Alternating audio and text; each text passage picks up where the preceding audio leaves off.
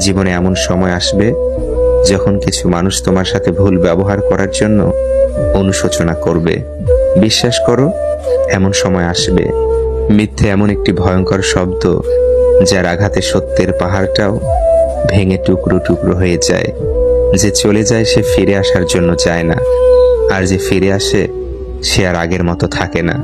কারোর সাথে দূরত্ব বাড়িয়ে দেওয়ার প্রাথমিক ধাপ হলো কথা কমিয়ে দেওয়া। তোমাকে যদি কেউ ছেড়ে চলে যায় তবে কষ্ট পেও না। নিজেকে এমনভাবে তৈরি করো যাতে যে চলে গেছে সে যেন তোমাকে হারিয়ে অনুশোচনা করে, আর যে তোমাকে পাবে সে যেন তোমাকে নিয়ে অহংকার করে।